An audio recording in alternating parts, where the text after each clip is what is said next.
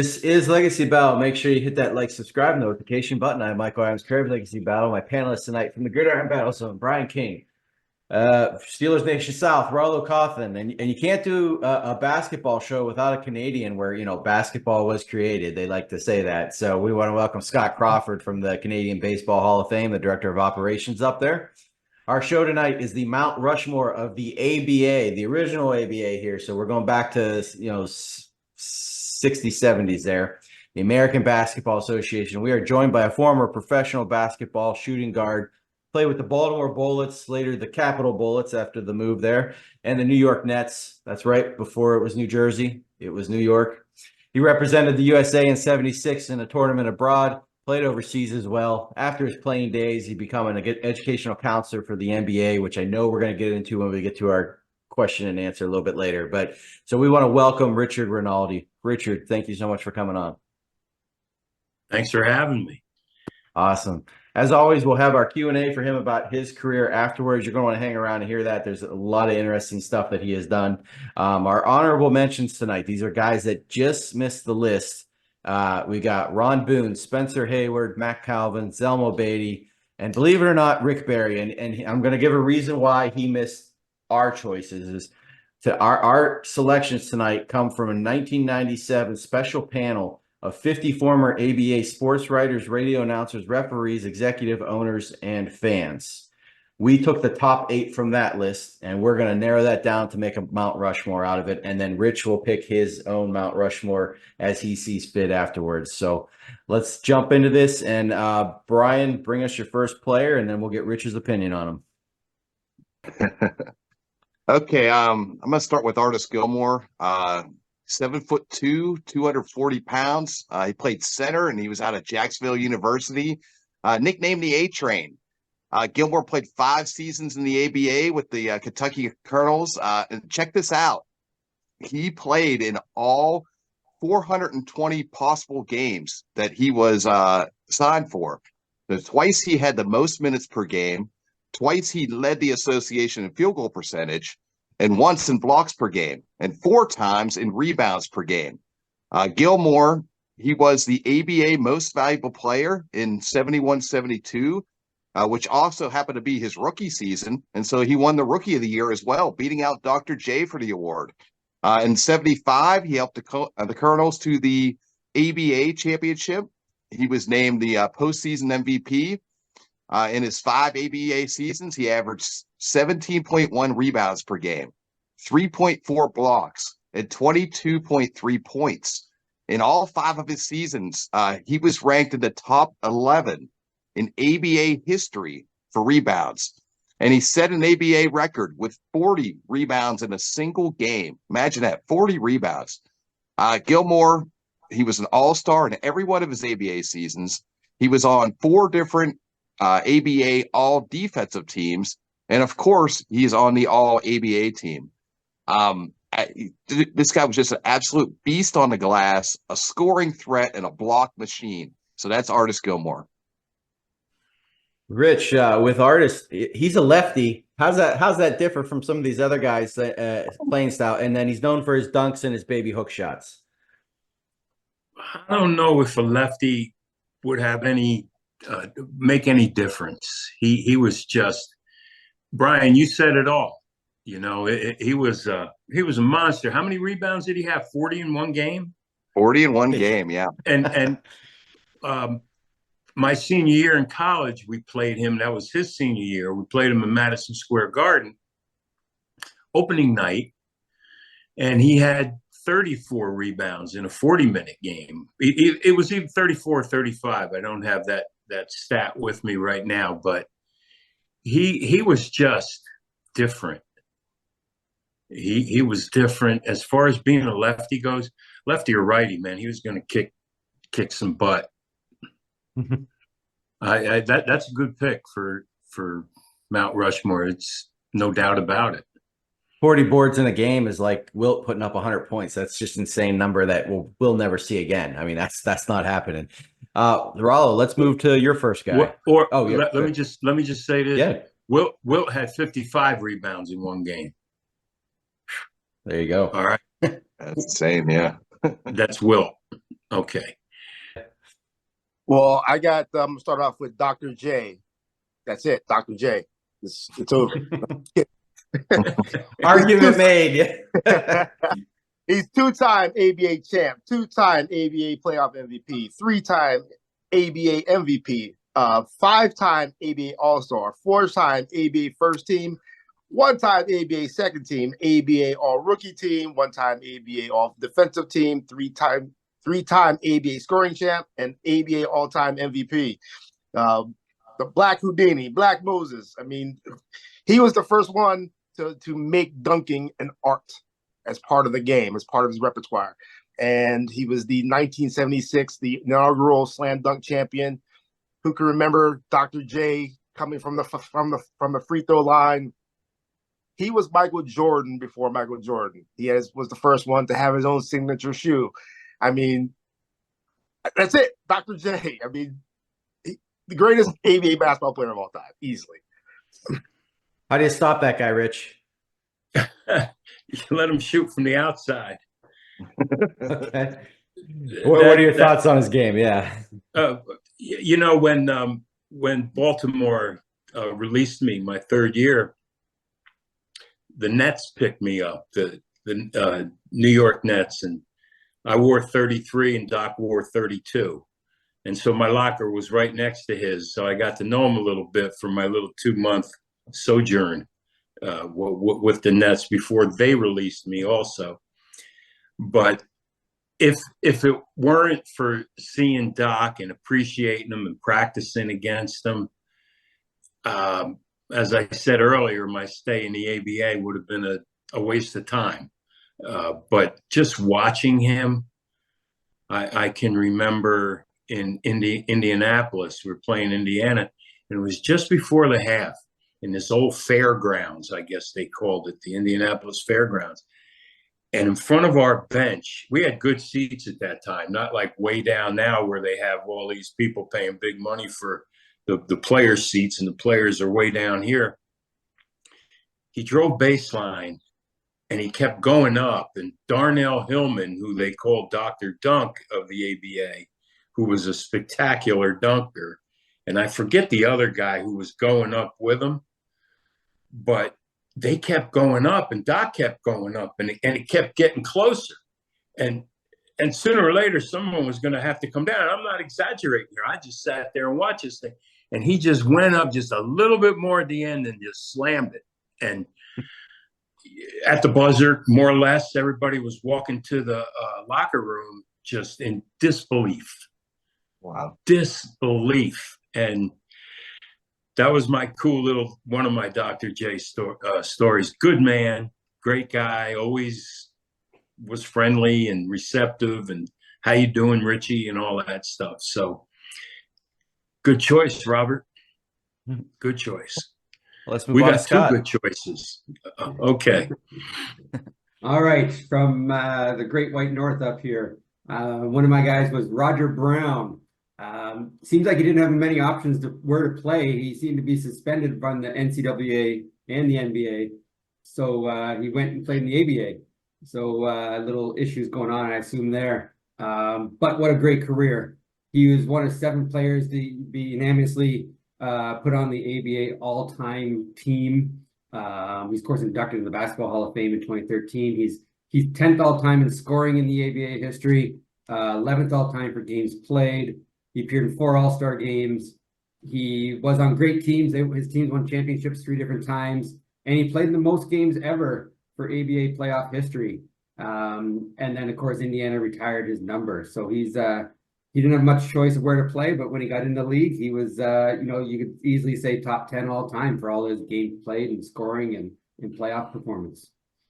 Style smooth as silk, jumper over dunk. He didn't have a lot of flash. Rich, your thoughts on Mr. Brown? Oh, he was excellent. He was, I have a story again about him. We roomed together, but let me just say, I didn't see him a lot in person. I heard a lot about him, and it was all positive, and it was all unstoppable kind of. Not even the hand check back then could subdue him. He was strong. He was a strong man. He had the outside shot. You know, it's a good choice. It's not in my Roger's not in my Rushmore, and we'll get to that in a bit. Let me tell a story. Let me tell a quick story about go ahead. Roger Brown.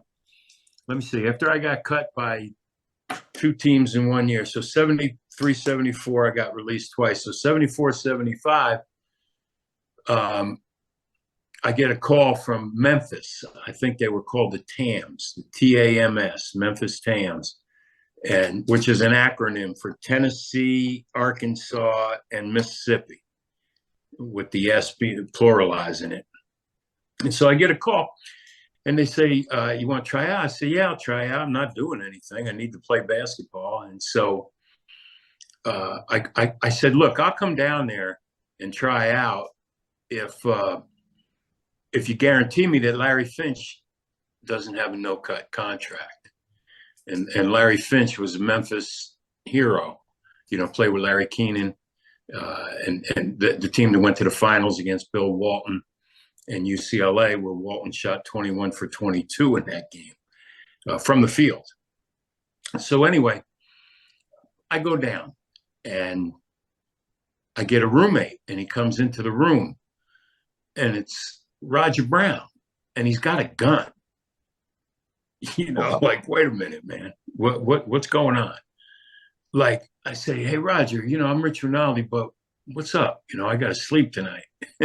and he goes, "No, Rich, it's cool. It's cool. Good to meet you." He says, "I'm a sheriff in Indiana, and so I'm allowed to carry a gun." I said, "Oh, okay, good. I know I'm safe then." But that was just a quick Roger Brown story, if you will. That's a good story guy. there. Good guy. Okay. Well, I'm going to go with my first player here tonight, and I don't know if he'll make the list, but he will have probably the longest name: Cornelius Lance Connie Hawkins. That's a mouthful there. Better known as the Hawk, Naismith Hall of Famer, Basketball Hall of Famer in 1992. He played for my hometown, Pittsburgh Pipers, later became the Minnesota Pipers from 67 through 69. He was also on a Pittsburgh team it was even before the ABA. It was the ABL. He was on a Pittsburgh team for that too. So, but he is a 2-time all ABA first team player, 2-time All-Star, and he only played from 67 to 69 in the ABA. And his 68 season, it may be the best season in ABA history here. His team goes 54-24, which was I think 692 win percentage. I mean, that's like Chicago Bulls 90s numbers there. He wins MVP, playoff MVP, the championship. His 26.8 points per game led the league. He also averaged 13.5 rebounds per game, which was second in the league, second in field goal percentage. Minutes played, he set career high in that. He set a career high in 3-point percentage. He also put up 4.6 assists per game, which was fourth, or that was a high for him too. And then fourth in free throws that season in the ABA. So on a whole, that's might be statistically overall the greatest individual ABA season of all time. And I think that's why he made the top 8 from the sports writers when they did their top ABA all-time team there. I think that's why he's in that. But just looking at the overall accolades of this man, ABA, NBA, ABL, Harlem Globetrotter, All-American, and 1960s Mr. Basketball USA, which was the Player of the Year award. So maybe won't make this Mount Rushmore tonight, but I think statistically he has the best single season in the history. What can you tell us about the Hawk? Didn't he play in Italy too at the end? He played all around. Yes. He went to Italy at the end of his career.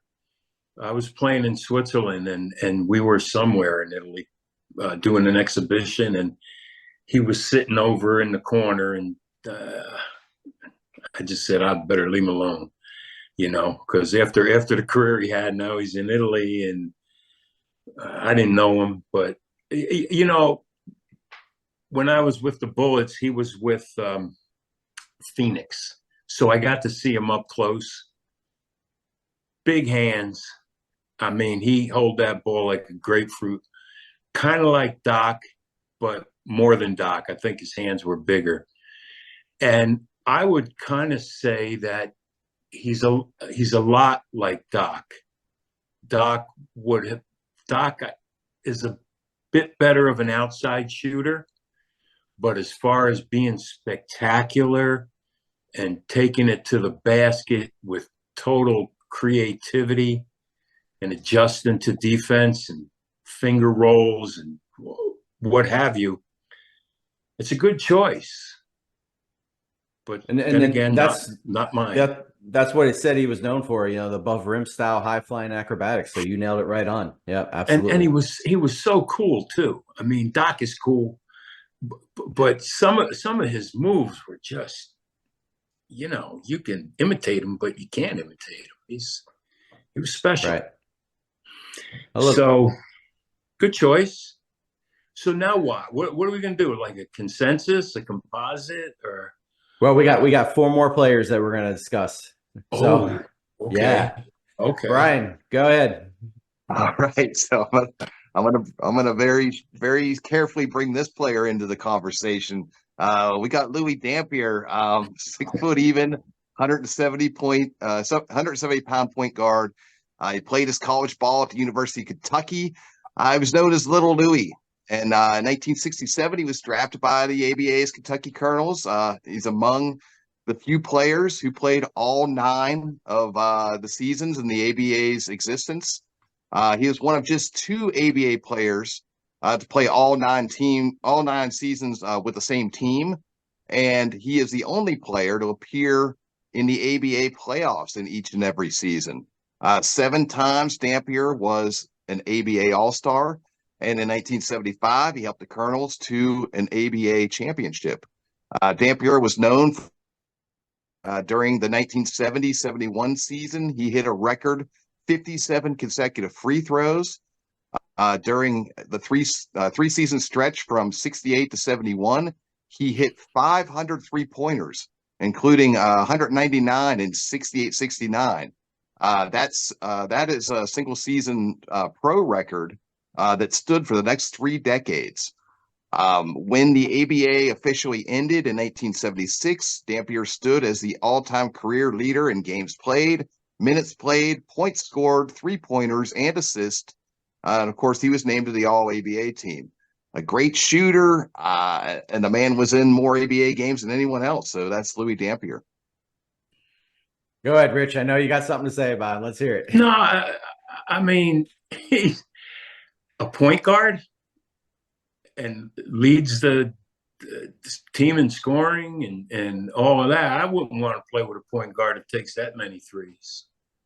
I know that. And I guess his assist, I don't know how many that came out to be a game, like maybe 6-7 assists on an average, I would think, for a shoot first point guard. I just know that we played an exhibition game. He played a billion games. I played a minute. I was in and I was out, and we played him one game, and he, I was like, okay, who's next after this game? That's how I felt, and being cocky is one thing, confident and real is another. And it just makes me wonder sometimes, but and the one thing is, you come to grips with this as life goes on and all. It's all been written, but he's not written in on my Mount Rushmore. I got my own guy coming up. All right. Well, it's impressive. It's definitely impressive. All right, I got George McGinnis, Big Mac, the Hammer. He was a Indiana Hoosier that actually wound up playing for his home state, Indiana Pacers, from 71 to 75. He would make an immediate impact as a rookie, coming in 3rd in Rookie of the Year voting, and he was also third leading scorer, helping the Pacers win the ABA title. He would be the 2nd leading scorer in the ABA the next season, leading the Pacers to back-to-back NBA championships. He was also the playoff MVP that same season. He would be all ABA in his third season, finishing second in the ABA behind the great Dr. J. And in his final season in the ABA, he led the league in total points scored and points per game with 29.8. The Pacers would also make the ABA finals 3 times in 4 seasons under the Big Mac, but he eventually lost to the Kentucky Colonels in the finals. But McGinnis would share MVP in his final season with Dr. J. So he had 2 chips, 3 finals appearances, 3 All-ABA first teams, and 1 MVP, a scoring title in just 4 ABA seasons. Got to put him on that list, man. Okay. His hands were so large that he could take the ball off the dribble one hand and shoot it with that one hand. And that's kind of what he was known for. Very unique. Yes. So what are your thoughts on George McGinnis? No question. I agree with everything that was just said about him. He was powerful. You know, if you have to describe McGinnis, he's powerful. And then when you see his one-handed jump shot, you go, he's got finesse too. Not only power, but finesse. He was unstoppable. I know my senior year in college, I was a senior. He was a sophomore. And this cat ended up catching my attention for whatever that's worth. And he ended up 4th in the nation in scoring.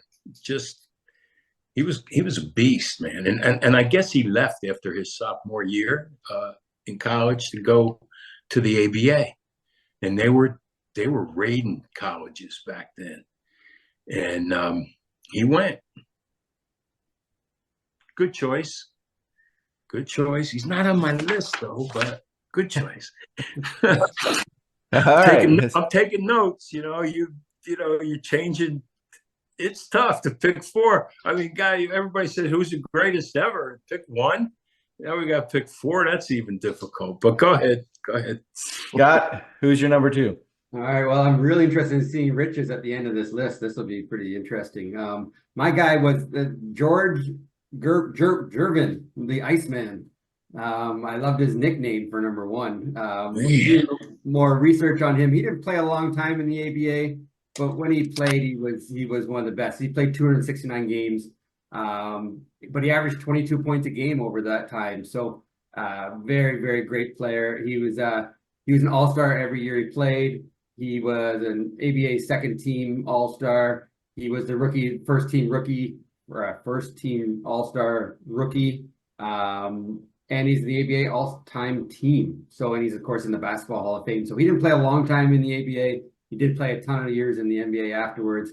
But the years he was there, I mean, basically 3 years, 22 points a game, and an all-star every year he played. So one of the great ones for a short time. Maybe the best finger roll tonight. And then Will Chamberlain gets no respect again. He was a finger roller. But well, not in the ABA, but yeah. He coached in the ABA, but for a little while, and then he got bored. Gervin just pops out of nowhere. Like, how can I forget Gervin? He's phenomenal, and they ought to put up another 3 or 4 Mount Rushmores or something. Get building. This is crazy. I mean,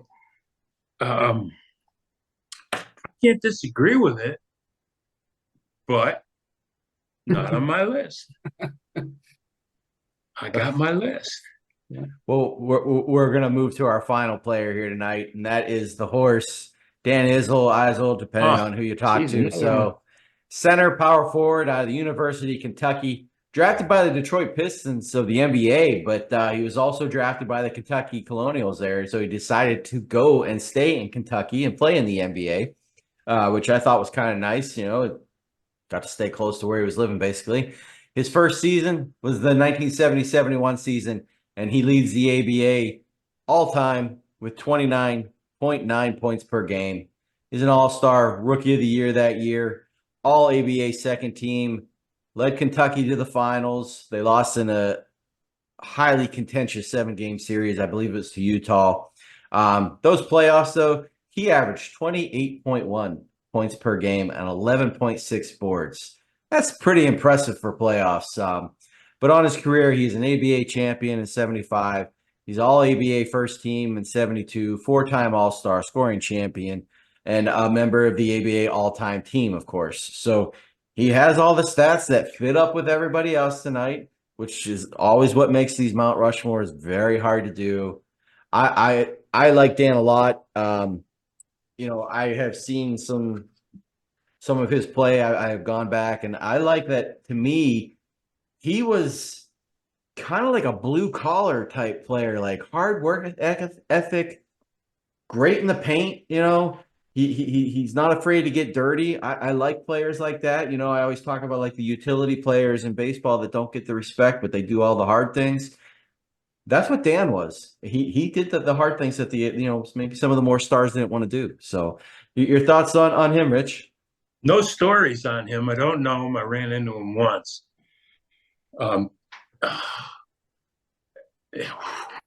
He played. He didn't have any teeth in his front, so like he wasn't afraid to take any kind of pop. And there was a game, exhibition game, that the NBA used to play against the ABA, and it was my second year, and we played the Kentucky Colonels, and Issel and Gilmore and Dampier and the rest of those guys. They were real good. But see, we had Wes Unseld, Melvin Hayes, and Unseld went to Louisville, and Issel went to Kentucky. So there was really no love lost between them two cats, I'll tell you. And they were, there were two blue collar guys going at it, and it was rough.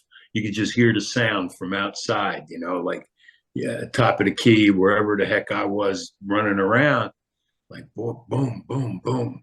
It was great. It was the basketball I remember, man. It was physical. And they'd foul out in about 5 seconds in today's game. Yeah, everything is different, and I don't want to be that grumpy old man and say, well, when I was younger and these kids today and all that. It's just the way it is. Nothing's going to change, and you just accept it and keep watching them fling 3-pointers up. And that's it. So, yeah, another top choice, and I can't believe all the knowledge you guys have. You're coming at me with things that I didn't really know, and I appreciate it.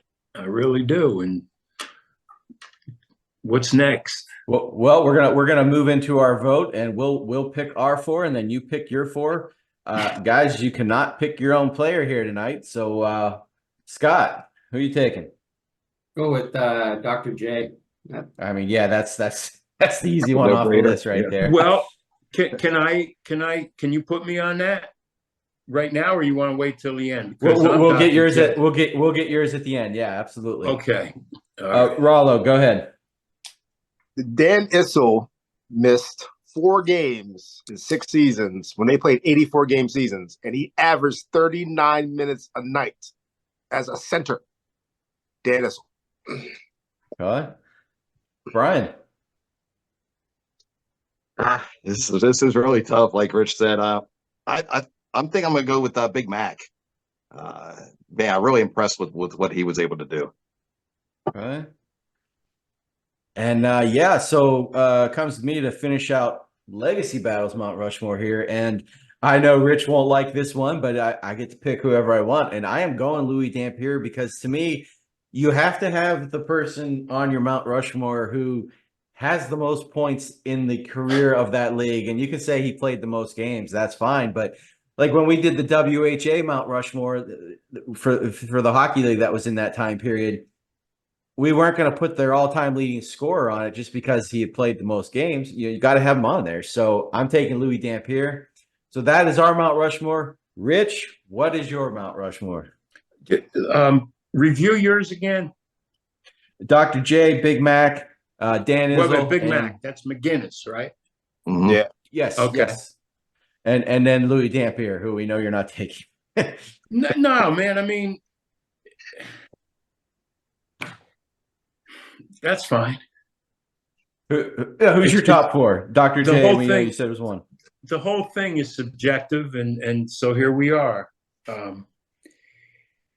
Well, Doc, Artis, Okay. Gilmore. Now I'm going to catch you guys a little bit. Matt Calvin. Okay. Matt Calvin. Tough as nails. Played against him a couple times. Man. Fast, quick. Even though he's going right, you know it, he's still going to beat you. You know, and could shoot and could pass. Matt Calvin, all right, without going off on a tangent. And the best player to me in the ABA ever, even though he didn't play there all the time, was Rick Barry. I can't, you know, he can be misunderstood and not liked and whatever. My goodness. Anybody want to read off his stats? You know? He's pretty good at This free guy- throws too. He was Yeah. 90% and didn't care. He didn't care. And he, I mean, didn't care that anyone would mock him, you know, with the underhand shot. But man, I saw him when I was in college. In high school, I remember him, and I said, wow, this guy is amazing. And I got to know him a little bit at these retired player meetings. And I mean, they give out awards like one, and the cat is like, what am I, 74? He's got to be 78 at least. And longest drive in golf, Rick Barry. Best score in golf, Rick Barry. Who won the tennis tournament? Rick Barry. Who won the bowling tournament? Rick Barry. All right already, man, I get it. And he was unstoppable. And in college, I saw an ABA doubleheader at Madison Square Garden because the Floridians had drafted me, and they invited me to come and watch the game. And I saw him come down one time, and he says, okay, I'm in the ABA now. I'm going to back up and shoot a three on a fast break. And naturally, he nailed it. And it just sticks out in my mind over 50 years later. And Rick Barry was something else, man. And that's my choice. So there you go. Yeah. Well, two from our honorable mention list, and we love Rick Barry. He's been on this show, of course. You can check that out in the archives, everybody. On the whole, if we're talking entire basketball, he's one of the greatest players of all time. And when he was in the ABA, he was one of the best players during that time period. We will definitely concede to that. But let's move into our Q&A here for Rich about his career. Hold it. I want to tell one quick story. I don't know if we're over time, under time, or what, but I was with the Bullets, and we're in Golden State, and Barry's playing. It's 1972 season, I believe. 72-73, I think. And so we're up one. Elvin Hayes put us up one with 4 seconds left. Golden State ball. Barry has the ball at the top of the key, and the Big E is guarding him straight up. And I go, oh boy, this is like heaven, you know? And so Barry takes his shot, and it seemed like he missed it on purpose. And he went in and tipped it in at the buzzer. And like, I asked him about it. I said, Rick, do you remember that? And he goes, oh, Richie, gee, I'm sorry, no. Like, what do you mean, no? How can you not remember that? Like, I remember every freaking dribble I took for the little time I was there, let alone shots. But that just stood out in my mind that he tipped one in at the buzzer, and he honestly didn't remember it because he's another guy that played so many games, so many minutes. So anyway, go ahead. All right. One question each tonight, guys. So we'll go Rollo, Scott, Brian, me. Rich, after your playing career, you wound up being a counselor for the NBA Players Association. What did your role consist of, and how do you think you affected a lot of the NBA players' lives? That's a great question. And, I didn't get the job until I was 50. So I was done playing basketball when I was 32. So 18 years went before I got like a really something that I wanted in life, because I didn't prepare. And my job was to get these guys to prepare for life after basketball. So coming from me, I was, I had to pay for a pair of sneakers when I was 34 that I hadn't paid for in 20 years. And that was like a reality check that it's over, man. So my job was to try to prevent those guys that had an interest in their after career not to end up like the train wreck I was. I was in bad shape. I'm not afraid to say it. It was, I didn't prepare. I was too cool for school. I was like this and that. And then one day it's like, damn, what am I going to do? Because like if you're 32, 11 graduating classes have graduated from college that are already starting their life at 22. And here I'm trying at 33, trying to get an assistant coaching job in my hometown, and I couldn't. So the latter part of that question was, it was the most gratifying job I've ever had in my life, to have guys see me at Retired Players Association meetings. And I'm still in touch with a lot of them. Rich, man, you turned my life around. Rich, thank you for this and thank you for that. And just, I put into that job everything I had, just like when I played basketball. And I didn't want these jobs. I was like a father figure to most of them. And I went to work for them. And I helped them any which way, because I knew at 25, 26, 27, I couldn't even make a phone call to interview for a job, because all I knew was basketball. And I know most of these guys, all they know is basketball. So I developed some amazing relationships with these guys. And, Shaq was number one. He did the broadcast program up at Syracuse at the Newhouse School. And, I worked with him hand in hand for 6 months, and he went and he did it. And it was cool. I mentioned him because he's Shaq, and not to ignore the other 75, 80 guys that did that program, or the 150 that did the coaching program, or the real estate program, or the technology program, and so on. So that's what I did. I loved it. And then it was time to walk away. Great question. Thank you.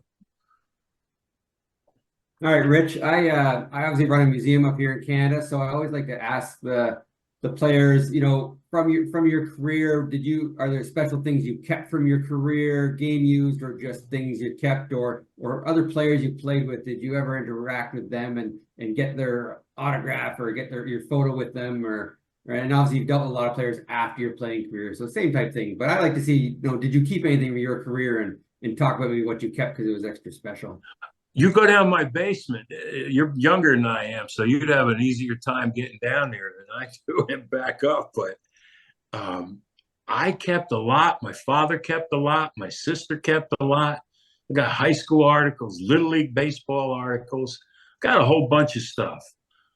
I wish I had some when I played against Jim McDaniels in the Garden, but I don't know. I got lost during that time. But man, are there things that I saved? Yes, everything. Just, the cool thing was like, hey man, I got my name in the paper today. You know, like, yeah, get your name in the paper. Now it's, you know, you can put your own name in the paper today. And, you know, you used to have to depend on the sports writer. Oh, did I play good? Didn't I play good? And all that. But what was the other part of the question? Did I save anything or what? Yeah, just or from anyone you've met over the years, someone that you just idolized, that you were, you know, talked to, got something signed, got a picture with them, with someone you met along the way. There were two guys that were my teammate in Baltimore, and one was Elvin Hayes. And he was another quote unquote misunderstood guy. Nobody liked him, the biggie, you know. I love the guy. And we used to play one-on-one in practice. And he'd go to Cougar after practice. He'd go, oh, and the Cougar has the ball. He's dribbling down on the little peacock. And he turns around. You know, I went to St. Peter's. And, you know, I said, get your ass out here, Elvin. Come here. Come see if you can get this, you know. Things like that. And I finally met up with Elvin after all these years. And another guy I wanted to meet up with was Dave the Rave Stallworth out of Wichita State. One of my favorite all-time teammates in the world. He was always thinking I should play more. So naturally, I loved him, you know. and I never got to see him again. He died 10 years ago or something. But I even after I got cut by the Bullets, I went back 2 months later at the new Capitol Center that they were playing at. I never made it to that building. And he took me aside and he says, Rico, how you doing, man? How you doing? You all right? I said, Dave, you know, the ABA cut me, the NBA cut me. This is all in 73. I said, I'm going to make it. You know, I'll get through this somehow. And he was always concerned about me. And I really appreciated that. Phil Chenier. I don't know if anybody, Phil Chenier.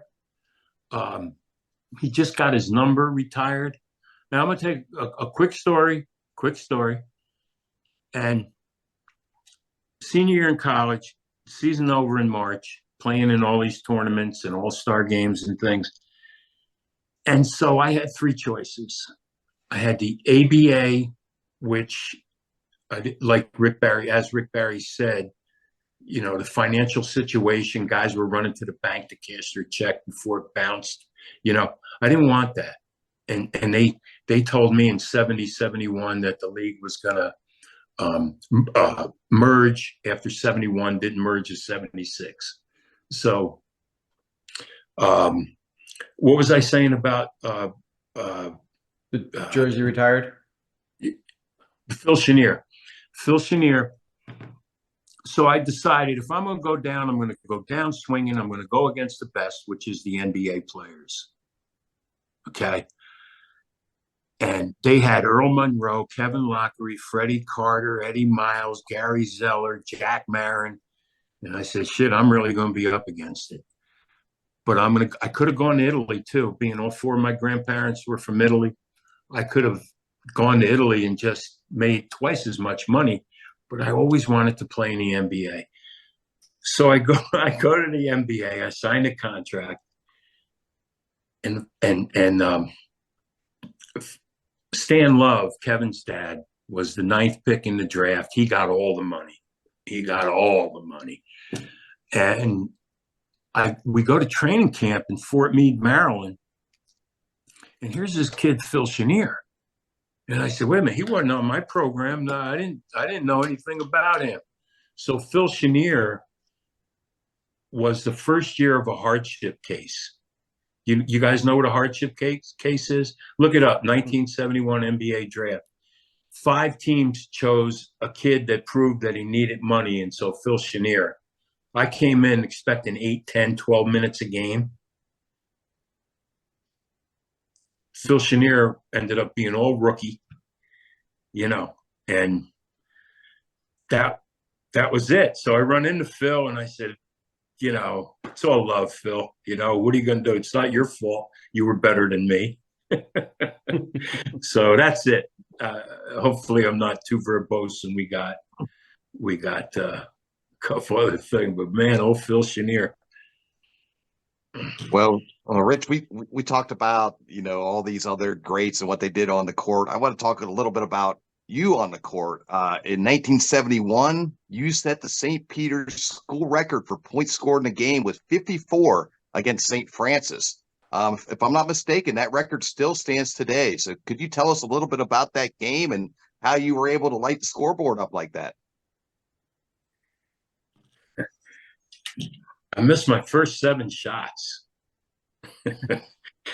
So that didn't really deter me too much. I took 42 shots, made 21. And I don't know, it just was going in. And we ran so much and so fast. And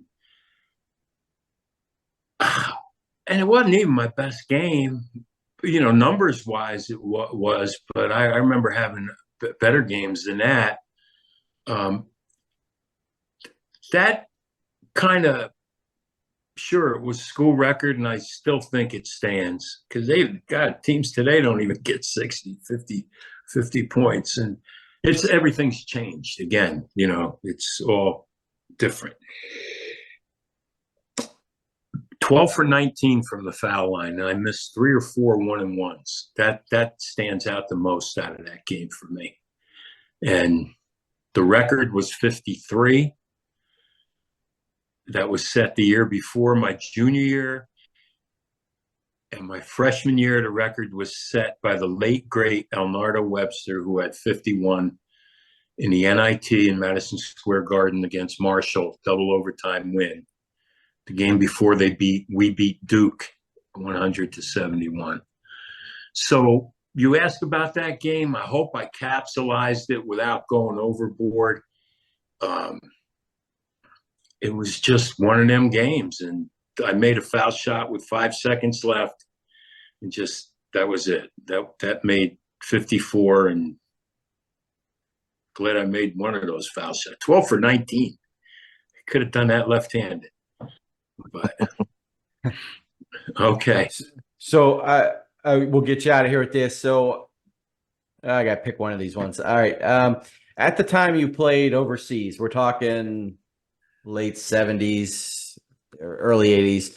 Basketball had not grown over there like it has today, where we see these overseas players come over and they're really good, and their Olympic teams are competing with the United States now, which, that never really occurred. The United States has dominated in basketball since the 1940s probably. So what was it like as an American playing over there? Were you expected to go in and dominate? And if you had a bad night, like, was something said to you, like, what's up? I mean, like, seriously, like, what did they expect from you as an American over there?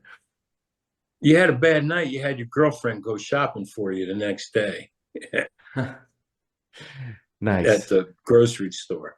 You didn't want to go out and face the music, man. But I tried to keep those nights at a minimum. I went over to play as an Italian American in 76, 77. And they wouldn't allow it because I went to the best team in Italy, one of the best teams in Italy, one of the best teams in Europe. And I was going to take the place of an Italian, not the one allotted slot for an American. So all eyes in Italy were on my team, the team that signed me. And let's say quickly as parameters, 19 out of 20 documents were in order. And the one thing, and I say this story, here it is all these years later, my life turned out okay. I'm still alive, and who knows what would have happened, but I sure would have liked to played with this team because we would have been whatever. We would have been the best easily. And my father was born September 3rd of 1915.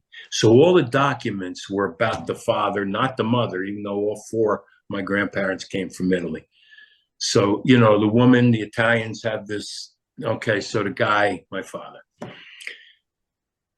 And my grandfather came over to this country in the late 1800s, and on April 23rd of 1915, my father's mother, my grandmother, was pregnant with my father. And on that day of April 23rd, my grandfather renounced his Italian citizenship to become an American. So 4 months later, my father was born, and they nitpicked their little butts off over there, and little espresso drinking little bastards. They, you know, don't bleep it either, because they really, I mean, that's what they got me on. I couldn't play. So the team kept me there. I just gotten divorced, and they asked me if I wanted to get married. And I said, what do you mean? They said, you'll never see her. These are my people. These are my people. And I said, man, that sounds interesting. And they said, I can't believe I'm telling you this story, but this is the story. And I said, can you guarantee me 2 passports? And at that time they said no. I said, forget it. They kept me there anyway to practice against the team and as a token. And so I practiced against the team to make the first team better, or tried to anyway. And another team saw me, and I went to Switzerland and played for 5 years. So, and no, there were some good Americans over there at that time. And yes, they were making decent money. You know, Bob Morse had a pen, graduate of 73 or 72. They had a great team, NCAA team. And Chuck Jura out of Nebraska. And there was a guy named Gary Cole, but he changed his name to Iolani. And he was a monster. And Fessor Leonard played there, and Jim McDaniels played there. And then later on, Bob McAdoo came and played. So it started to escalate. And I went to Switzerland, and that they sent me out to pastor, and I just destroyed anybody in my way back then in Switzerland. I had 3 years of frustration and not playing, 3 seasons without playing. So somebody had to pay for it, and that's how I felt. So anyway, you guys, man, I tell you, I enjoyed this, and I hope this picks up. And if I can help you with finding another ABA Mount Rushmore, or anybody else that I've come across in my time to be a guest on your show, I sure. I appreciate that. And then they can talk about me. Awesome. Maybe I can get, let me see if I can get Louis Dampier. There you go. Nah, he had a great career. He had a great career. Hey, final thought. I know you want to get me out. I just don't want to neglect some guys from the ABA, okay? Because some of them are really noteworthy, like Bob Nedelecki. Dude played the entire 9 years, I think. Jerry Govan out of Jersey City, where I went to college, and he would come and play pickup ball with us when I was in college. I said, damn, he's 6'11". Look at that, you know, and he's blocking shots. And Ron Boone, the Iron Man of the ABA. It was between him and Matt Calvin for my Rushmore.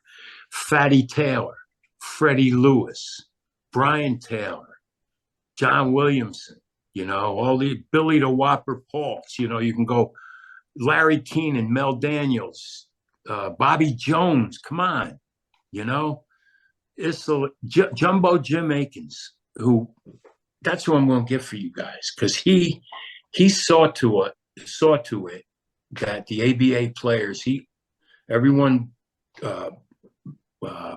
went toward him to get this money, and maybe he can explain that a little bit better than Richie Rinaldi can. But thanks, man. Thanks for everything. I enjoy this kind of stuff, man. Awesome. I'll remind everybody, hit that like, subscribe, notification button. We'll see everybody next time. Thank you for watching. Everyone have a great night.